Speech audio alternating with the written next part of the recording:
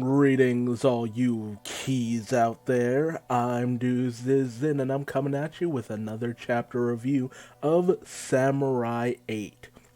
This time it's chapter 14, titled Father's Secret. And that secret is namely that Hachimaru has 7 other brothers, the leader of which is called Ikaku. Ikaku.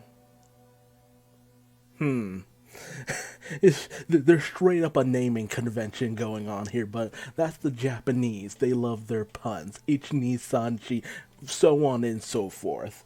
So, leader, Ikaku, oldest brother, all that good stuff. But Ikaku goes on about the fact that Professor Furuta wasn't really forthcoming to Hachimaru about his actual lot in life, his lot in the world. Despite the fact that Furuta is dying on the ground for the most part. Ikaku explains that we are the children he created, but we aren't his real children. He's just a professor who genetically engineered us, as well as you. Although it was supposed to be 7, it was 8, but you're easily forgot. Ikaku is straight up throwing shade at Hachimaru from the jump. Like, you weren't supposed to exist. You aren't truly one of us. Why don't you just go off and die? But that's getting a little ahead of myself. Because of the fact that there were 8 of them created, unlike how originally they were supposed to only be a 7, it created an imbalance in their beings. They were supposed to be the 7 samurai. Much like a lot of people joked 7 samurai, that classic tale. But, they were originally supposed to be created in order to be the 7 keys to unlock a specific container. Unfortunately, because of Hachimaru's creation, it was an anomaly. His very existence threw off the entire balance of the 7 of them. And because of that, their powers were greatly diminished. And unless they are their powers are returned to them, specifically, unless he dies, they will be unable to open that specific box. And it's just like, why would you think that he would actually be willing to die for you, especially with the way that you're talking to him? Like, that's the one thing I don't get out of these villains. Just like, did you really think he'd just be like, okay, yeah, you got it. I'll kill myself for you guys. Like, dude, come on. Come on. But they keep talking about how he was this mistake. He wasn't even supposed to be. If you, upon our creation, you were the only one to die, it would have been better because you were just leeching off power from us. So he's basically kind of like this unnecessary extra conduit. You have like a computer that's directing energy to specific components. It's like basically just having this extra component that doesn't even do anything. Kind of like a pancreas. It's just like, it really doesn't do anything. It's really superfluous in your body. And eventually it just kind of causes more problems than actual good.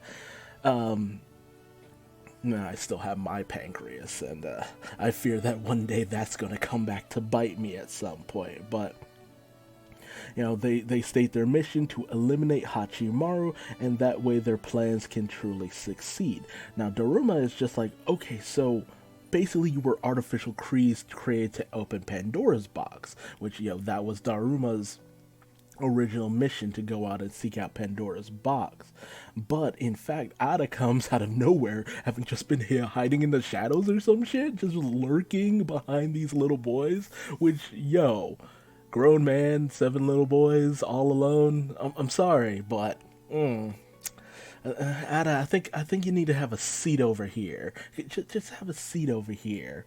But Ada explains that they are in fact looking for the mandala box, which, mandala box? I feel like there's something deeper about that, but he wants the Uchusame school to have both of the boxes in order to, bring about the power of the warrior god Akala and become gods and take over the universe once they have Hachikaku. And it's just like this universe will return to its proper state and blah blah blah. Evil machinations, just classic evil machinations. But it's just like, we will conquer the three other schools, eliminate every living thing in the galaxy, and the universe will start anew.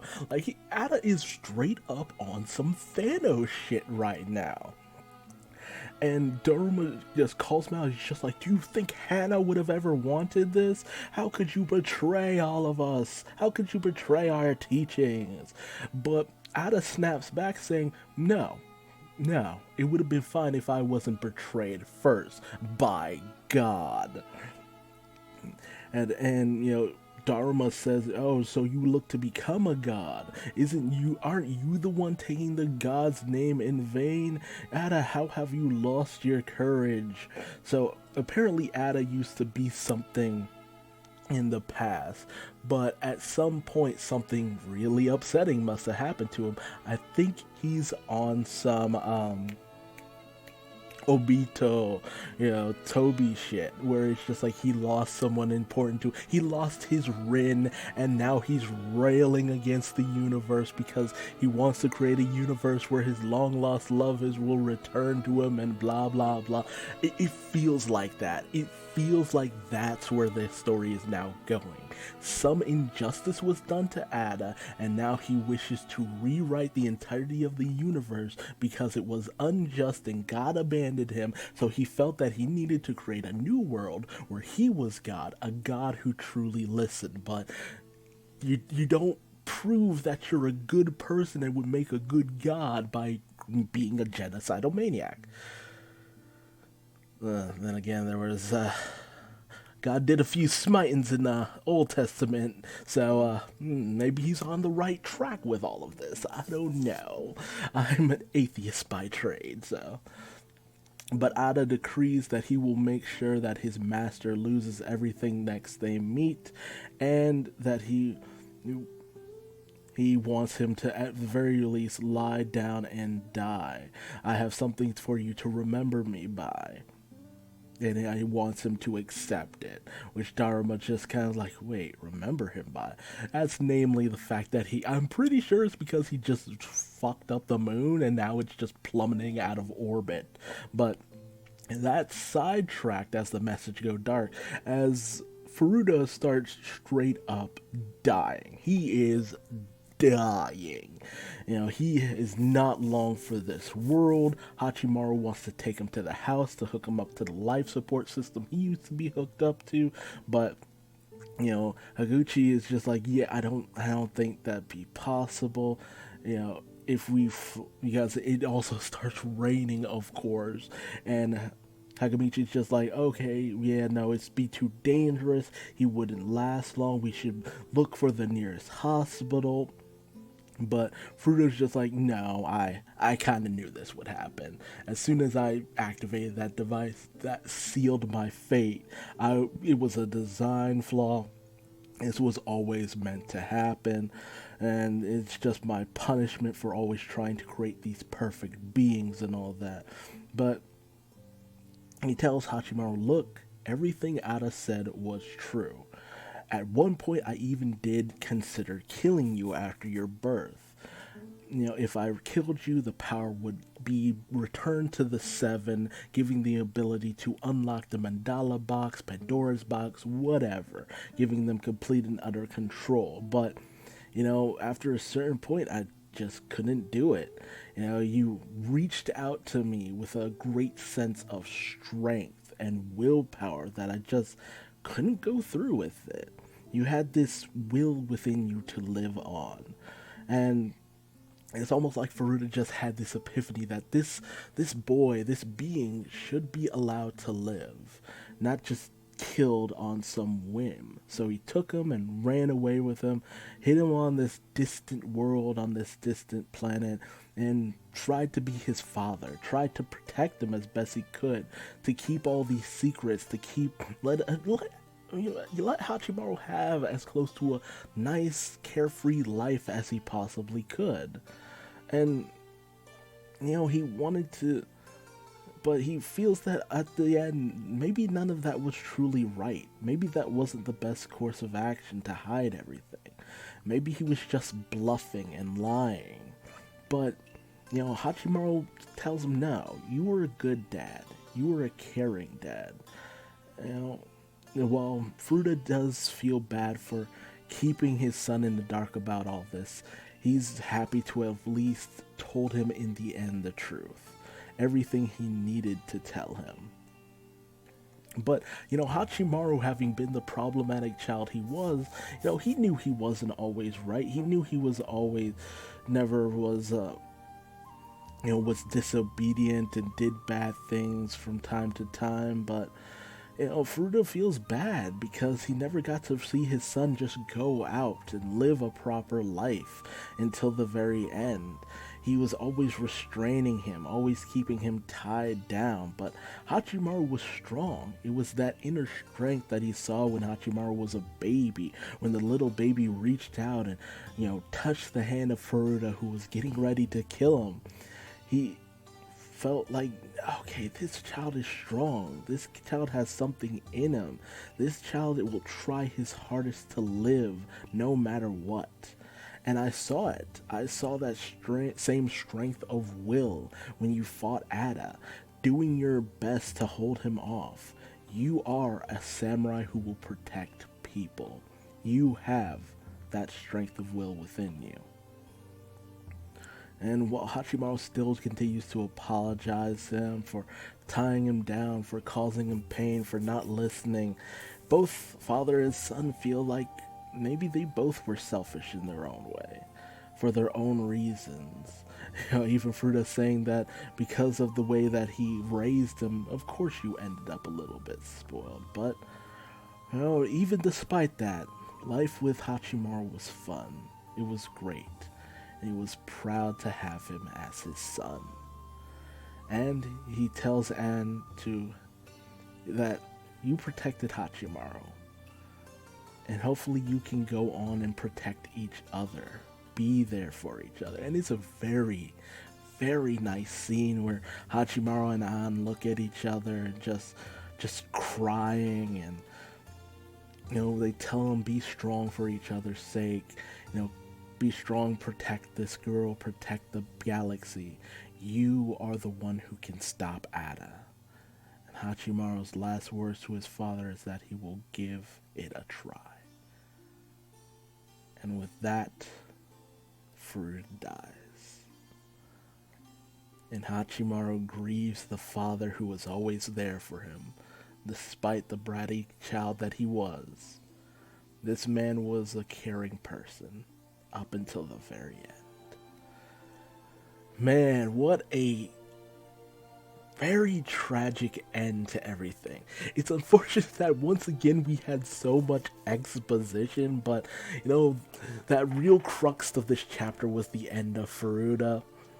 A lot of people stated from jump we didn't really have that driving factor for Hachimaru, that thing that kind of urged him on to go out and go into the galaxy, seek out the keys, get Pandora's box, help out Daruma in his mission to save the universe. He didn't have that drive, that need, that want, but with this chapter, we've had everything laid out on the table, all the cards, the fact that Ada is out there seeking these boxes that will lead to the, reworking of the universe and the destruction of all these people. So we have a goal, we have a purpose from here on out. It's a race against time to save the universe.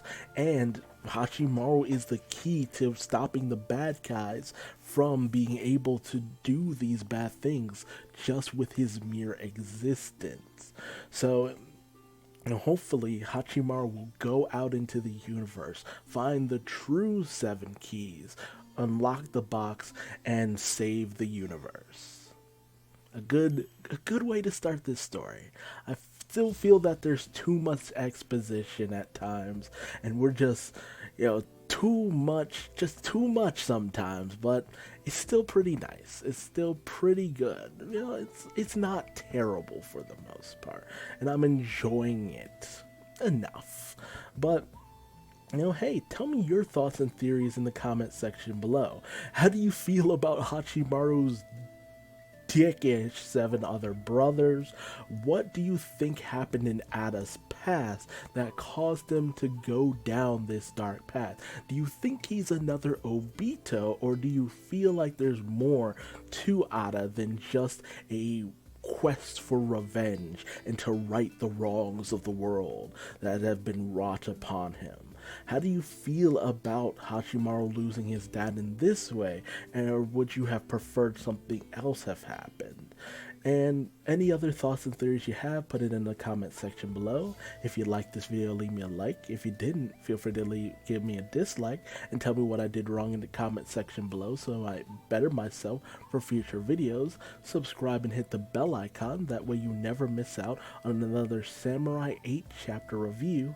And until the next video, just remember that, you know, a father's will always shines the brightest. A father always has his secrets, and some fathers just do it to protect you. Sometimes they really do have your best interests in heart. Till next time, I'm Duuz-Diz-Din, and I think it's time for bed. It's been raining a lot.